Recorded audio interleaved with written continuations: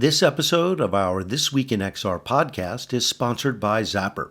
Zapper is one of the world's leading XR companies.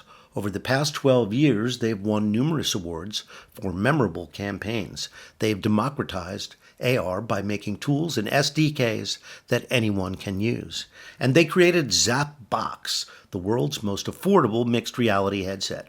Most recently, Zapper worked with Unilever to create an enhanced QR code called Accessible QR, which enables packaged goods to speak to the blind and partially sighted. If you're thinking XR, give the team at Zapper a call or visit zapper.com to see how they can help you on your XR journey. Good morning, everybody. I'm Charlie Fink here with Rony and Ted Chilowitz for This Week in XR. It's January 3rd, 2025. And our guest today is Gary Shapiro. We're on the cusp of CES. Gary is the CEO of the Consumer Technology Association, which owns CES. We had him on last year, right after CES, and we had an amazing conversation about the legal issues around AI. Gary is a trained lawyer and a lobbyist who was involved with the original RIAA lawsuit over duplicating music with blank cassettes. For those of you old enough to remember that stuff from the 80s. Yeah, Anyway, so interesting. So interesting that the year in AI, he was a really strong precursor to that, talking about, fair use and the historically going back to the VHS sort of days of what can be copied legally versus not for profit, not for profit, and the beginnings of the idea of re-recording, scraping, reusing. And man, has it been, 2024 has been a year of that hockey stick explosion, right? And still yet to be really sussed out as to what is going to ultimately become the law, right? Or the multiple laws around it. well, the media companies are being incredibly cautious about it and really working on their own models and trying to make sure that they don't have any training which is impinging because they have a lot to lose. Disney makes plenty of money making movies without AI. So I think if they're ever going to add AI to the process, it's going to be because they found a way to do it where they're comfortable that they own all the content. And I think that's going to be an issue in the whole industry, the whole media industry writ large. Advertising is kind of blowing off that concern because their media is so temporal. But in terms of movie companies and others, well, we know that Kings Road has a deal with, I'm sorry, Lionsgate has a deal with Runway. Runway, So, yeah. their Runway is obviously helping them train their own models. So you can have it generate John Wick episodes or whatever, scenes or whatever it Yeah. does. I mean, there are obviously things that make a lot of sense in terms of big crowd scenes, big stunts, big explosions, things that, a text to video generation with lots of layers of manual tweaking and touching will clearly make sense from an economic standpoint. And I think Disney is a good touch point that you mentioned, trying to grapple with this phase of technology like they've grappled with every other phase of technology, moving from, cell animation and animation cameras to various forms of compute, and compute becoming their stock and trade, right? From creation to delivery in every way. So it'd be interesting, Rony, because you're deeply working on this as well. Studying a different tack on how humans will interact with AI, and companies like a Disney, a Universal, a Paramount will react and do it. There was some stuff around the Russo brothers that came up around them already deeply being involved in this for build out and creation stuff. But I don't think they see it as anything different than they've always used computers for. It's just, another piece of software advancement that they plug into their compute system to get the output they want. I think the key is going to be just like with like samples and drum loops or whatever, that you access them, with the permission of the creator. And I think once the world fragments back into that, then you should be able to license blocks of IP to feed into your own AI engines, and then I think the world will be reset again. Like the idea of just like the stealing IP and somehow that's okay. I think we've talked about this before, but it doesn't make sense that that holds up for long. So the big companies will probably expend a lot of capital buying licenses to major portfolios, and the trick is like, what's that worth? Like imagine Disney licensing 100 years of IP to feed someone's AI engine. so that you can create infinite content from that. Like, is that worth it for Disney to do? Or are they just going to keep that for themselves? So these are the kind of questions that are coming up. So, getting on to CES, Gary is going to come on in a couple of minutes, but what are we expecting, Ted? What are you looking forward to seeing this year? Well, I think the metaverse nomenclature is deeply in our rearview mirror now. I think a lot of the stuff Charlie and Rony, the three of us talked about that, it's just a word. It doesn't really connect to anything other than a concept of evolving how we use the internet today. And that's ultimately what it proved, right? Uh, and all of the sort of subsets of that, the NFT sort of dynamic and all of these things have kind of largely fallen by the wayside, with a couple of little notable standouts of things that are still working. But for the most part, um, I think that era is done. We are now clearly in the era of everything having an AI component or an AI use case or an AI marketing buzz around it, for good, bad, or indifferent. It'll be interesting to see what consumer products are the most odd that like try and talk about their AI, connection and AI Well, they advancements. say we've jumped the shark when we start ending up with AI in the bathroom. Yeah, or AI So, frying pans, right? Yeah, but I do think we're going to see AI everything. Completely agree. I think drones are going to be a big thing this year. In industrial drones, military drones, drones to deliver packages, every kind of drone you can think of. I think obviously health tech has been growing. That's over at the Sands Convention Center. yeah, Um, Wearable AI, glasses obviously being the most obvious form factor, but yeah. and of course, Meta Ray-Bans are having success with that now. So I think we'll hear a lot about that in our XR area. Mobility still the most visible thing there because cars. Charlie, So I I don't think know. inference chips, like every kind of phone, laptop, tablet with edge AI chips in it will be really big. I think that will be a standout signal at CES that practically every computer company will make something that is now intelligent or AI powered, with a Snapdragon or something like Apple Intelligence. I think you're going to see that like loud and clear. Yeah. My guess is that's the theme of CES this year, but let's Well, see. there's a Well, keynote. There's a keynote from Samsung, which people are anticipating will talk about their strategy for wearables. yeah. And if you think about even last year, there was an interesting move toward this kind of dedicated AI chip from Microsoft, from Intel, from AMD, from Samsung. Um, Qualcomm. Qualcomm. And I think there was enough in the soup throughout the year, but it didn't really seem to kind of catch fire. It still seems like NVIDIA is ruling the roost and continuing to grow at a mighty pace. I'd be curious, have you gotten any instinct on what AMD might be showing or trying to bring out this year at CES to kind of compete with the juggernaut of NVIDIA? I want to recuse myself from this one because a good friend of mine is a C level at AMD. Hmm. But I do think something interesting is coming from them. But Okay. maybe That'd be Charlie should interesting. opine on that. Well, I really have no insight into that, but we're bringing in Gary or Gary's team here. And so that would be a good question for him. CS has really always promoted their keynotes, but they seem to be going after it this year. They have some good ones, including Jensen. That should be packed. Yeah.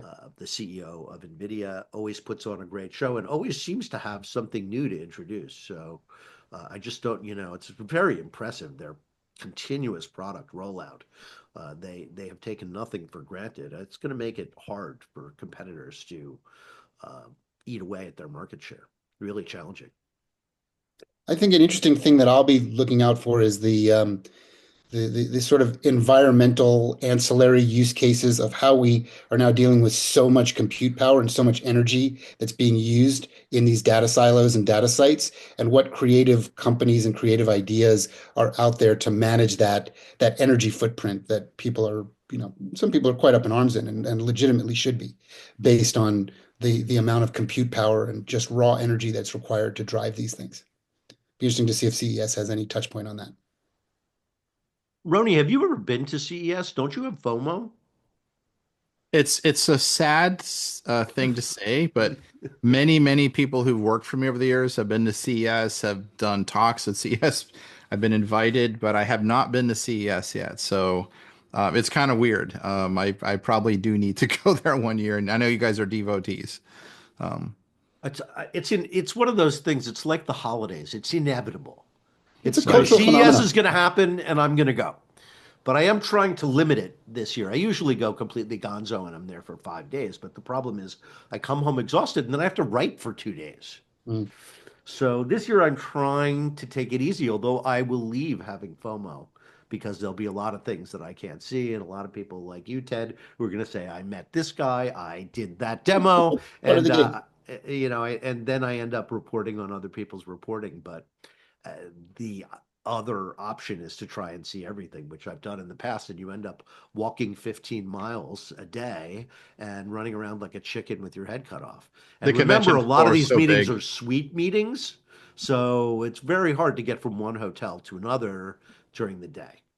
So you have to get very, very specific about your schedule. Um, make as few appointments as you can. I mean, I'd much rather swing by somebody's booth on my own time. So waiting here for Gary, sent a message to his team, which is on. There's a guy named Patrick sitting here. Pa- yeah. Oh, Coming. Patrick is his. I think his assistant or one of the communications people. He's coming. They're chasing him Oh, there we around. go. They're Okay. chasing him around the Well, office. CES is a big show. I'm sure he's got a lot on his plate. The fact that he did I it this can't time believe he chose to talk to us the Friday must have before. liked what we did last year. Must have found some insights or value out of it. Yeah, yeah, yeah. Well, that worked out okay. We did have Brian, who was the head of their research department, who came in and had a lot to Yeah, say it was about the show. interesting. And by the way, gave a great presentation on press day last year as well. So CTA, for those of you who don't know, aside from CES, which is obviously it takes 120 people 12 months to put on that show, and that doesn't count all the contractors and other logistics people who are on the ground in Las Vegas, some of whom work for them 12 months a year. Sales for 2026 have already started. People want to get in early because they get a shot at the best positioning. Sure. So aside from Samsung, I don't know what new in the world of XR we're going to see. Pimax has a new headset that they Hmm. introduced.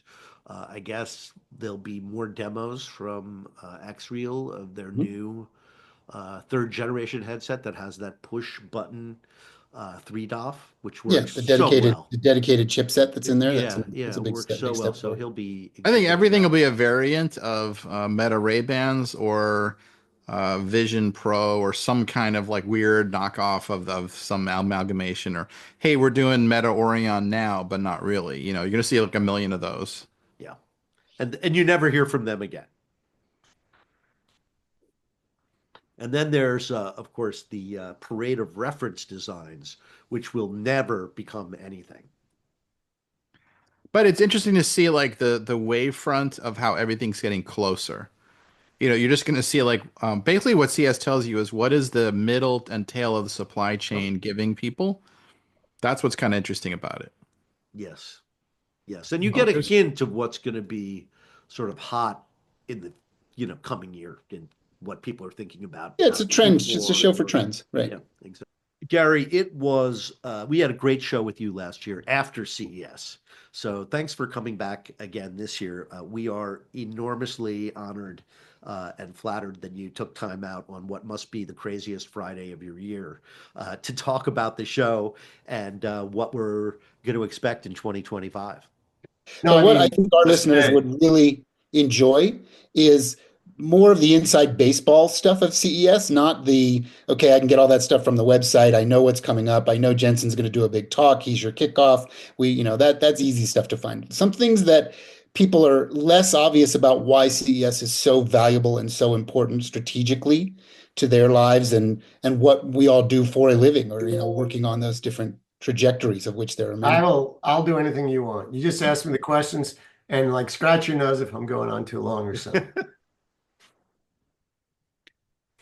Well, do you guys have a specific strategy going into the year, or do you let your membership of the people you've been speaking to over the previous 12 months sort of be your guide as to which areas are going to need the most attention in the coming year? Is this your interview or is this just, are we live yet? Yeah. Oh, yeah. We are Oh, okay. live. Oh, very I didn't casual. We'll realize cut that. out the Sorry. part. We're going to cut out the part about Park City. Gary, it's like Seinfeld. It's like a show about nothing. It totally works. People like This is this a stuff. show about nothing. It's not really an interview as much as it is just hanging out. You having guys are like fun. Howard Stern. Yes, it is a little Sort of. like the Tech Howard Like Stern. he never starts the interview, just starts asking warm-up questions and Yeah. eases the interviewee. All right, I'm ready now. Let's go for it. So you There you remember here's- last year we had a great show. We ended up talking about intellectual property and what happened with the RIAA, your experience as a lobbyist and starting to grow CES. It was a fantastic episode. I think it's still really relevant and people want to go back and listen to it. I love talking to you guys. It was fun. Let's do it again. So I'll give you a starter question that see if this kicks things off in the right vein. Do you have a take on what is happening with computer technology essentially becoming the dominant force of CES? The fact that it is a show around how compute gets used within products and product orientations. Would you say that I'm on a right path there, a slightly incorrect path there? Just because of the way that the keynotes are set up, the big booths, the way that the dollars and cents are spent, it is very much a computer-oriented show these days, with a layer beyond that relates to how computers touch consumer electronics and consumer products. I'm just curious if you have a take on that. That's a really interesting perspective. I don't know if we're that smart. I think what it is look, we have over 4,000 exhibitors. Every one of them is investing their time and their money. Most of them are smaller companies. And a lot of what's going on at the show is based around generative AI, certainly. And it's based around the incredible change in the world in the last 15 years. The fact that there's so many smartphones and every one of them contains, a couple of dozen sensing devices, and therefore they've gotten incredibly cheap to array in different ways, have some algorithms. Broadband is real and it's come. This isn't the 1990s where there's like assumed broadband and all these crazy dot-com business plans. These are products which solve real problems, whether it's in healthcare, food delivery, clean air and clean water, and entertainment, of course. And a lot of what you see the show is that, but there's also the show as a business-to-business show, providing solutions for businesses. Which is really working. And some of that is definitely generative AI. Some of it is just the smart uses of technology and algorithms without generative AI. When you look at some of the keynoters we have, for example, Delta celebrating their 100th anniversary, taking over the Las Vegas Sphere and having a keynote there with Ed Bastian. Same thing with Panasonic. Panasonic is not really known as a consumer company anymore, but they chose to use us to kick off their 100th anniversary and show what they're doing. And they have a huge presence there that shows the company. A lot of the bigger companies, they show everything they're doing and what the world should see. But the show's really about innovation of all types. So I'd hate to say this is what we're just about. It's whatever an exhibitor wants to show that they're about, assuming they're using technology. Mm-hmm. So one theme that I think we're going to see a lot of, Gary, I'd love to get your perspective, is health tech, because it's growing every year. And with the emergence of AI, I think it could be an area where we see some really dramatic announcements and new products. Absolutely. COVID had the blessing or the silver lining of pushing companies to go in different directions, whether it's remote diagnostics or keeping people out of hospitals once they've been, make sure they only return if they really have to, allows people to work over distances and not have to physically be with each other. And we see more and more different ways for different diseases, different treatments, relying on technology. And combined now with the fact that just demographically, there's a total shortage of healthcare professionals. The US has this weird law where, we have a limited number that hasn't changed in 2 decades of doctors we could train, and nurses have gotten super expensive. So it's definitely technology is solving big problems in healthcare, and some of it is at the hospital level, and some is at the individual level. The show, I'd say, is more focused on consumer products that a consumer would be using, whether it's to assist a person with disabilities or whether it's a diagnostics or remote care or just staying healthy and all the different things you could do, whether it's like sometimes, measure what you put in the toilet, and there's ways of doing with technology, or there's other things as well that just analyze. There's literally hundreds of thousands of apps now involving healthcare technology. Well, obviously, their entrepreneurs are pouring into the field because with an aging population and it being underserved by medical professionals, there have to be ways to use tech to make it more scalable.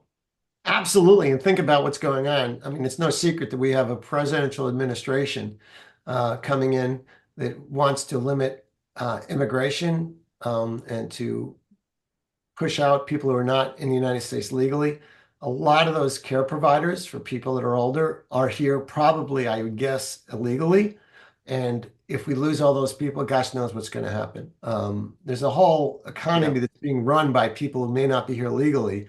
And I don't know if that is ever really disclosed or revealed or understood, frankly. California would be devastated if they seriously went and did that, as well as healthcare, because so many of the on the ground providers of elder care are, these are minimum wage jobs, and they are generally done by poor people, and in some cases, probably people who aren't here legally. Absolutely. We don't get too political on the show, or we try not to. My prediction on this one is that they're going to round up 10,000 people. It's going to make fantastic television, and then they're going to declare the problem has mostly been solved. Absolutely. And I have very specific recommendations I've made on this whole topic. It's in Real Clear Politics. It was published this week. You can look at my name and Google me, and you'll read about my proposal for the Trump administration in terms of what they should be doing about immigration. And it combines the fact that, yeah, there are people who shouldn't be here. Those criminals should not be here, and others. And you can work down the line to the freeloaders and all that, limit chain migration. And also, but who we should have here, who do we want here? And we want the entrepreneurs, the innovators, and we want people who will do the jobs that Americans won't do. And we have to be honest about that. We're at full employment now. So who's going to fill these jobs? Right. And if you don't like the price of food right now, wait till Americans are doing the picking. Absolutely. And you talk about something, this is just an issue for me recently with the death of my family and watching End of Care. It's the people who provide the end of care are empathetic, warm people and a lot of them come from the South. They're religious, they're family people, and they're willing to spend the time and care, and they have the time. And it's like we need those people. We really do. And there's such a shortage, and we can make that shortage to a crisis by kicking a lot of people out. So, Gary, question. Go on. Go ahead, Rony. I was just gonna veer away from politics for a second, ask Gary a nostalgic question. So, Gary, of all the CSs you've seen, what was the one where something got revealed that changed the year or years ahead? You're like, this was the mic drop of all the one, what was the product? What was that moment? You're like, oh my God, that happened at CES and it shaped that coming year and the years ahead. And then I was going to ask you, do you think that's going to happen this year? But what's the one that, if you look back, that was the most memorable, like game shifting event? The product that always happens. But behind a lot of technologies like the internet and HDTV and things like that, there's years of preparation and work, and we've been involved at the front end. So it's hard to say when that happened. But the one that sticks out for me in thinking this year and looking forward is when Jensen of NVIDIA spoke the first time. And he laid out like his 3 areas of the company, video gaming, self-driving cars, and cloud computing, if I recall. All 3 of those, like he talked about. And like, I wished I had listened more carefully. And and before that, he actually came and talked to all our staff in Washington the first time he went to Washington, D.C. And I was talking on a prior call today about how one of our employees actually heard him speak and went out and bought his stock. And I'm like, oh man, I wish I was that smart. That was a prophetic talk, right? Like well, he'd said it a number of times, and I don't know, I think he was right. He built up, in a sense, one of the world's fastest growing companies and almost one of the most valuable. But like, Elon Musk is a big CES fan, and if you dig deep, you'll see that. He talked about a lot of things that he's done and wanted to do, and you could say the same thing. We have the Tesla tunnel that's tunnels now at CES, and that's something I wish I'd paid more attention to and became a believer earlier. But Bill Gates also would come a lot and talk about what he was doing. And there's another company that's stood the test of time with ups and downs and been phenomenally successful as well. So when I say the products, I mean, honestly, everyone has their own favorite products. They're like food. Everyone has their own food. So I don't know if mine is better. I am a particular fan of vehicle navigational devices personally. And that's made a difference in my life because I have no geographic spatial sense at all. I don't have that gene. And that's been a game changer for me personally. Obviously, everything in technology has helped me. I love HDTV and I love computing and also the wireless. You're making me choose and I can't. It's really interesting to hear how candid you are about the things that you wish you'd paid more attention to when they were still emerging, when they were still bubbling up, when Jensen was talking about what is potentially going to happen with where compute is going to take us. So do you have any instincts about the next, like this year or the next year, like things that are not in the mainstream yet that you are excited about, and maybe you think people should pay a little more attention to? I mean, certainly AI is blanketing CES this year, but are there things a little more off to the side that your staff has identified to you saying, this one's really interesting, this one's really intriguing? Like they're not mainstream, they're not getting a lot of press yet, but look at what they're doing. Have you has any of those things touched your radar? Absolutely. In fact, not only have they touched me, but we are having a special focus on two areas we have not before. At my request. And one of them is quantum computing. Great. Which is, that's something I've been following closely, going to conferences on, speaking with people. And we've teamed up with the Quantum World Congress. And we have a whole set of sessions focused on quantum because our job as a platform is to expose our audience to new ideas. And quantum is definitely not on most radar screens, but yet I've talked about it first in a book, not my most recent book, but even before that. And so I'm a huge quantum believer. It works on the basis that there's zeros and ones for everything up till now. And now there's a third category, which allows logarithmic improvement in processing speed.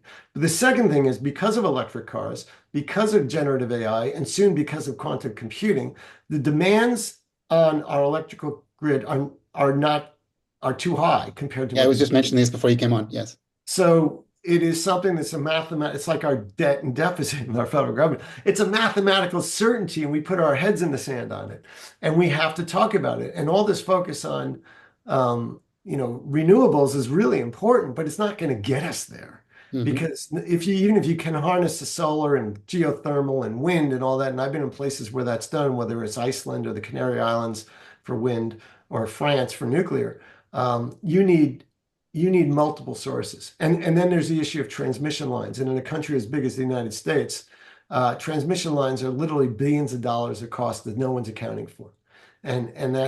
So you need local production. So this focus on nuclear, the focus on other ways of hydrogen, the focus on energy efficiency, on lowering temperatures, or where you could put some of these facilities for cloud computing are really important. There'll be a lot of sessions on that at CES. So those are two areas that are just, to me, absolute certainties in the future. If you talk to me a few years ago and say, hey, there's this great thing called 3D TV, I would say, well, it's an overhyped feature. And I got in a lot of trouble for saying that because some people in our industry thought it was the second coming, and it wasn't. And there are other things, like the metaverse is something people talked about, and I had to grin and bear that for a couple of years. But it's just, some things are just like, it's overhyped. And I don't want to be the kid in the emperor's new clothes and say this is bull. And it's easier in my job to say you're excited about something, but I'm really not that good at faking it. And I am excited at the overall what innovation is doing. So there's my answer.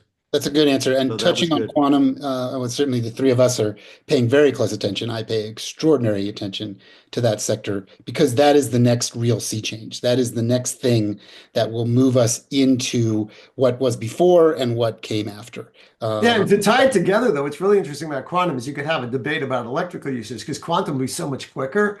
Then instead of spending a long time solving a problem, it'd be very microseconds. So those microseconds use a lot of electricity, but the question is, are you saving time or not saving? It's not saving electricity or not saving electricity. And I don't know the answer to that. It's an open question. Who knows the answer. Do you? Go on, Ted. No, to finish your question. I was just going to mention, I'm going to call out another podcast that I listen to. Maybe they'll call us back out. Do you ever listen to a podcast called Acquired? Are you familiar with that? Put that on your radar. You should listen to it, and you should have those two hosts come and host some sessions at CES. They deliver really in-depth discussions about companies, life cycles, and their trajectories and what they do. And I think you would really get a lot out of it. I get a tremendous amount out of it. So I'll Thank mention you that. for the recommendation. I I will think do it's a that good one to after get. CES if you don't mind. Yeah. Just drop me a line and say, yeah, they're great. I think you'd like it. Go ahead, Ronnie. Okay. I So double Gary, aspect it. yeah, so this is a tougher question. So it seems very clear that there's going to be a bigger split between US and China. Although who knows exactly if that will come true, but that's the background radiation everyone's worried about. What do you think that does if if you look at that scenario where like the split becomes more fractured to CES and to like sort of the Western world and American access to consumer electronics? Because for 30, 40 years it's been designed in America or somewhere and like largely made in China or Taiwan or something. And if that fission occurs, what do you think happens to our industry? um, and I guess the second part of it is, does that mean the fission can't happen? The two sides are too codependent. Like, I know it's a tough one, but what's your take on it? Because you're right in the middle of the economic kind of fracture if we do split. Well, that's a great question. And it's one that I have lots of opinions on. If you want to hear them, I'll give them. But Let's hear them. Let's so one go. of the books that affected my influence or my understanding early in my career, I remember hearing a speaker, and the book was called Co-opetition. And it was really for the commercial marketplace about how you should get to know your competitors really well. It's the takeoff of, keep your friends close, but your enemies closer. Um, and and it really helps define how innovation occurs in a sense on a bigger scale, is that you work with other companies that you may be competing with when it's in your interest to do so. Not illegally, but no one company can do everything. And some companies are good at one thing and you need them. So the history of technology industry is cross-licensing. I think that applies to countries. You have two of the largest countries and most biggest economies, most engineers and innovation in the world, China and the US. And I know the rhetoric comes and goes, and certainly I, as someone who worked for permanent normal trade relations with China in 1996 and succeeded, my thinking at the time was the more we do business with them, the more they'll see what's going on in the Western world and they'll adopt a lot of things.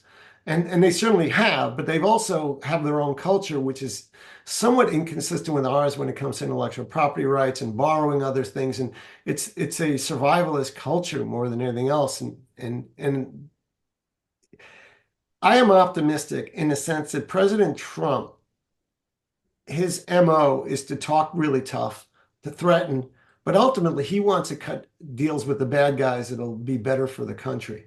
And I think we've seen that with China. We've seen his efforts with North Korea. We'll probably see it with Russia. And I think that he could solve major problems. One book I read recently, which really influenced me a lot, was his son-in-law's book, Jared Kushner, about how they got the peace deals in Israel. And, Trump was way behind it. It's one of his proudest accomplishments. And I think Trump, a book that he's not famous for, that Trump wrote, everyone knows about the big deal, the Art of the deal. the art of the deal. Thank you. But there's another book focused on big things, accomplishing big things. And it's very poorly written, but the point is great, which is that you got to swing for the fences a lot to hit grand slam home runs. And that's what he does. He swings for the fences. And, so he's going to make mistakes. But with China, we can't afford as a nation to be in an adversarial relationship all the time with China. We have to figure out a way of getting along and cooperating. And Trump's MO is to have personal relationships with people, and he will do that. And I like to be optimistic about it. Although at least 20 years ago, I advised our industry not to bet on China and put all your eggs in that basket, that it's a communist country and they have a different viewpoint. I didn't know how it would turn out and how it took, but I think that was good advice, and it's still good advice. And a lot of our companies have actually moved to Malaysia, to Vietnam, to India, and it takes a long time to move. And we've done research and reports on that. But I think it'll work out eventually. The question is how. We can't afford to be at nuclear war with each other, obviously, or any type of war. And we have to work it out. But China has aspirations. We have to recognize them. But so does the US. And we have an economy we're trying to preserve. And it works out in different ways. I mean, today, Trump just announced, or it's about to be announced that I'm sorry, not Trump, but the Biden administration is banning China drone sales in the US. If that story turns out to be true, that has an impact. We've essentially banned Chinese electric cars with a 100% tariff. I doubt that Trump's going to immediately take that off. But the question is, if you're banning something, how far does that go? There's a lot of issues with chip production. China's producing more and more of its own chips, but they're way behind us. But they're trying to take any way they can what we have. So this will be an ongoing issue, but we have to maintain cool heads. And I am encouraged by the fact that we have to maintain personal relationships. And there's been no real personal relationships in the last 4 years among the warring countries. And the fact that even despite getting his butt kicked in impeachment proceedings for the fact that he tried to have a relationship with Putin, I am optimistic that those relationships are really important. I'm a tech fan, but I think personal relationships make a difference in business, in selling, and in diplomacy. And Trump may be coarse in what he's trying to do, and he may screw up. I don't know. But I think he is right in trying to have the carrot and the stick at the same time. That's an interesting perspective. I think everybody in the tech industry obviously is optimistic because of the influence of tech leaders over the administration. And I think that it's obvious there's not going to be, they're going to be free to do all the M&A that they want to do. The big companies are going to get really big. We were talking about quantum computing. I think that, again, there's going to be no regulation of computing. There's going to be no regulation of social media. There's going to be no regulation of AI. And again, I don't judge these things as good or bad, but that is the reason I think there's so much enthusiasm, particularly in Silicon Valley, because all of those things are favorable to those high growth businesses and to those mega corporations that are, so influential over the economy now. I'm going to disagree with you on that, if I may. Please. I don't think there's going to be no regulation. First of all, Trump is just one person. He's the president. There is a Congress. The Senate, in a bipartisan way, is focused on generative AI with a series of hearings. And I was so impressed. I was part of I testified as a witness. And I was thrilled that during our session, which went on a few hours, several senators who weren't even part of that committee sat there and listened. Senators almost never listen. They want to get it right, at least in the Senate, in a bipartisan way. And I think they do in the House, and they're taking their time, and we haven't screwed it up yet. And I think that the tech industry is not against regulation. I think the tech industry wants regulation. They want to know what is legal and what is illegal. And that's a right I think any company should have. And then, we've advocated for regulation. We're advocating for that, for example, in an optimistic way of national regulation of self-driving vehicles, because we need that. We can't have state by state different codes for cars, and you can't drive in some states and drive in others. So there's a whole bunch of opportunity there. But it's not without regulation. And if there's a national goal, as we've done with the internet, as we've done with high definition television, and as we've done in other areas, the government can work with private industry and other interested parties, including consumer groups, and do the right thing. I think as Americans, we have a goal, and that is to make sure Americans can benefit, that we could lead, that we could be out there in an economic way from innovation. And I don't think any president or politician wants to mess that up. However, my concern is, more immediately, and I'm not sure when this will air, but January 15th, the longshoremen strike may be back on, and the head of the longshoremen met with, on the East Coast, met with the incoming President Trump, and Trump walked away from that meeting and said, and this guy wants to stop automation in our ports. We don't have one port in the top 50 ports in the world, and they are backwards, and the unions have fought that, and Trump said, I support this guy, because I guess he might have supported Trump. But the bottom line is this guy said, I think that electronic toll booths should be illegal. I want workers collecting tolls, and people should wait in line and think about the fact that they're creating a job. That's the head of the Longshoremen's Union. So there are things which are not good, which could happen. And there's things, but I don't think Trump wants to stand in the way of innovation and advancement in the US. But I think the fact that we have technology leaders is a great thing advising him, rather than operate as the Biden and Obama administrations did in total darkness, not having any business leaders as part of their administration. I think you need business leaders who actually run stuff, deal with the real world, and be out there. And in terms of what was gone on, yeah, there'll be a switch at the Federal Trade Commission. They had this young 30-year-old woman they made chairman who's never worked at a business in her life or met a payroll, and she blocked every big company buying a small company, and that helped dry up investments in small companies. We have over 1,000 corporate members at our association, American companies, and most of them, over 80% of them, are small businesses, and they were vehemently opposed and unanimously opposed, as far as I could tell, to what the Biden administration did in blocking all these acquisitions. It dried up seed capital. There's no exit there. Most companies don't go public. It's a very expensive process. Most companies are acquired by a bigger company. So that will be fixed, thank God. The FTC, I could go on about this, but I think we're, in many ways, there'll be unpredictability in the Trump thing and challenges. There won't be an absence of rulemaking. There won't be an absence of trying to make things better, but I think they'll be reasonable, and the consumer groups we will listen to, business groups we will listen to, rather than just one or the other. This isn't a old-time Republican, just do what business wants administration. This is a populist Republican doing what consumers want and doing what's good for the business and the economy. And I'm optimistic about it for that reason. Mm-hmm. I was just going to add, Gary, I guess I have. I think this, like, obviously from your CES hat, makes a lot of sense. I think the essential tension, we won't be able to cover it in this show, between free market libertarians who are pro-business, take down regs, more M&A, more investment, good for things like CES, are going to be in stark tension with the other part of the people who elected the folks in office, who are not, free market libertarians. They don't want people who are geniuses to get H-1 visas to come into this country, right? You have to kind of look at the tension where those free market libertarians invading the White House are like, yes, let's bring all the smartest people from around the world into America so we build the world's best tech economy and keep it that way. And other people like, no, we don't want that. So that tension is really going to be interesting to see who wins that, because I agree with everything you said, except for there's the other side to that group that doesn't make any sense. That's irrational, and that who's going to win that fight? That's going to be interesting. That's a good point. There's definitely a tension. Certainly, the vice president has been pretty vocal on this. He's been quiet lately, but Trump has said he favors H-1B visas. He has the bromance with Musk. We'll see how it plays out. But I don't think any American wants us to become like North Korea.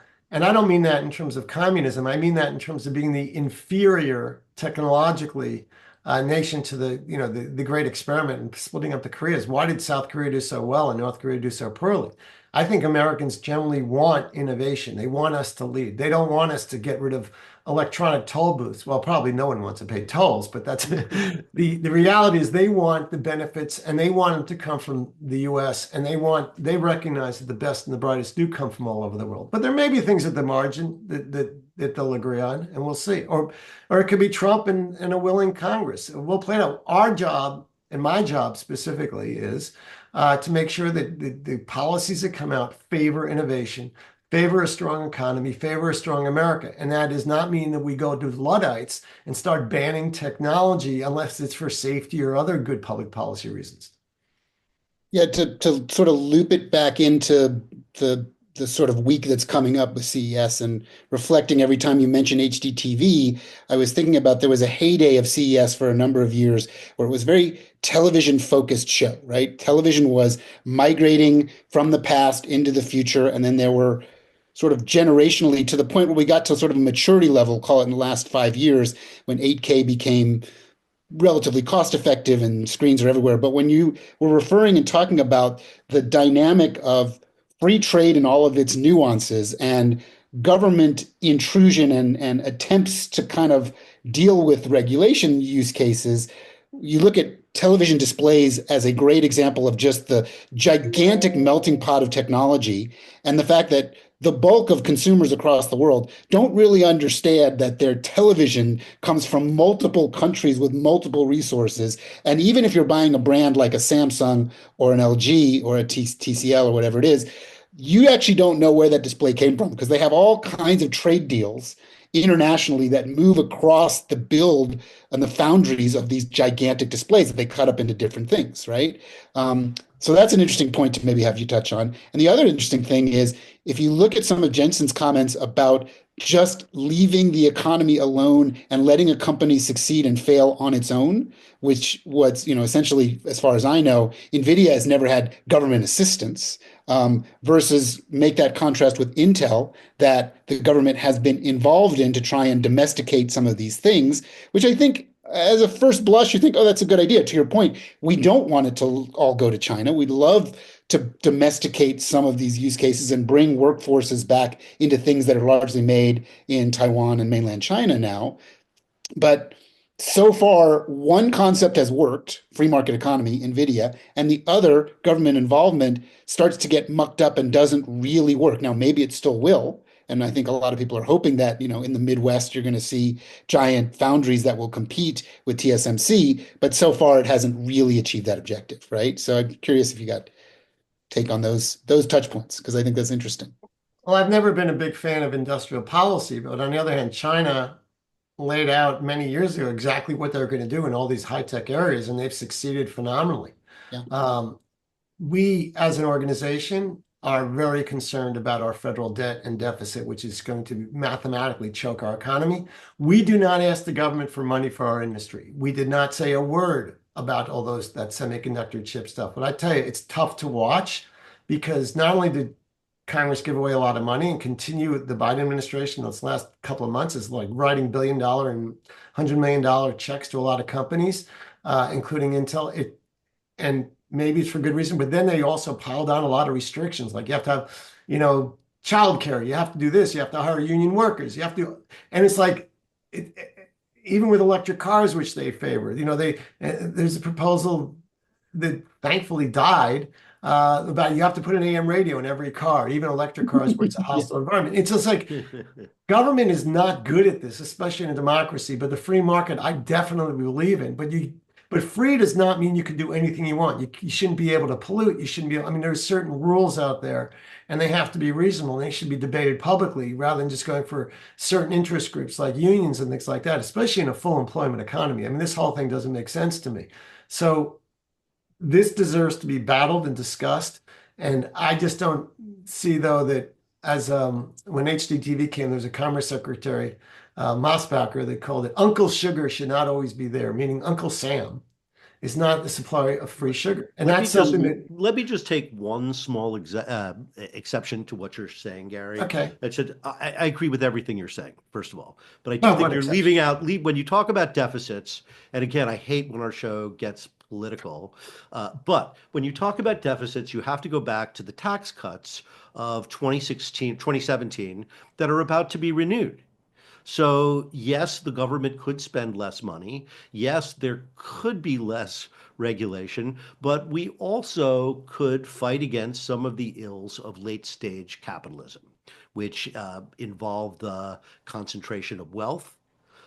And it makes it very difficult for us to have a middle class, because you end up with this sort of essentially technocrat class, of which we are all a part, and the everybody else class, where it's very hard for them to accumulate wealth because of all the structural reasons in the economy. So I just wanted to point that out, that the 2017 tax cuts that are about to be renewed have a lot to do with the scaling deficit that we have, and cutting is not going to get us where we need to go, because the two biggest expenses are Medicare and the military, neither of which are really going to get cut.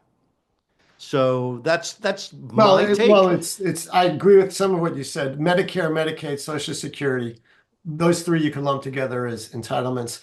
Interest payments you have to pay. Interest rates have gone up 5% of 33 trillion is $1.5 trillion a year, right off the top, that we didn't have just a few years ago. But having said that, why is it, though, that our expenses, which jumped dramatically because we had this horrible thing called COVID and government stepped up to try to help, they wasted a lot of money. Why are we still at that same high level? And no one's answering that question. And I think there'll be a focus on that. But the other thing, though, is growth. and inflation. And those are really important. Inflation is so important because it really is a tax, especially on poor people, to be honest with you. Yep. If their food costs more, if all this costs more, that is a tax on them that's not helping anybody. Oh, I think the price Inflation- of groceries had everything to do with the outcome of the election because Absolutely. But I mean, I'm the one who goes shopping in my family, and obviously it doesn't matter that much to me whether my bag of groceries are $50 or $100. And I know this is an old guy thing, but it is shocking what has happened to the price of groceries. But And why I think has that's that what happened? really affects people every week. But why does that happen? A lot of it is because of regulations that businesses have to comply with just to do business. All sorts of ones, whether it's the minimum wage going up a lot, or it's new rules that force them to do different things a different way. Some of them are all well-intentioned, actually. But the third thing, which is very relevant to what you're talking about, is when you fight inflation, you could raise interest rates, you could cut expenditures of government to fight it. But the other thing you could do is to actually increase productivity.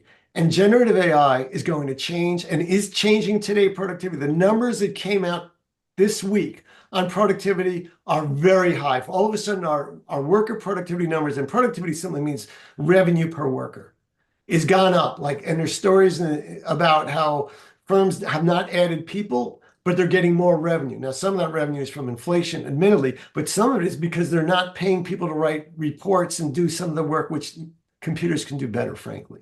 And that's what we'll see. And we, as a leader in the US in generative AI, will benefit from that. And people, it may be that there are not enough jobs. I mean, that because of generative AI and robotics will do a lot with humans. And we may have some more free time. And we'll figure out how to spend that. But we're in a transition point now. This is a point in human history where things are happening so fast. Oh, I don't know if you know about this.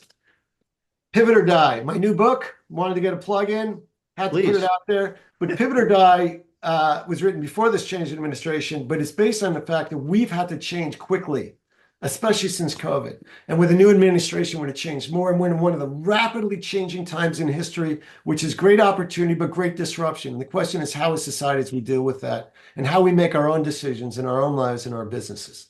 So those are important things. But these years ahead, and we're in now, are super, super exciting. If we don't blow ourselves up, it'll be a great, great era.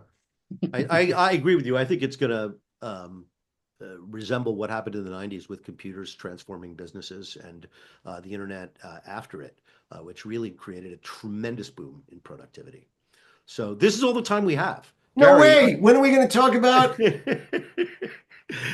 Oh man, it's always great to have you because we talk about everything. And I'm one of the few people that does an interview, and despite what my team says about, pivot, and I answer the questions, actually. I think, what am I afraid of?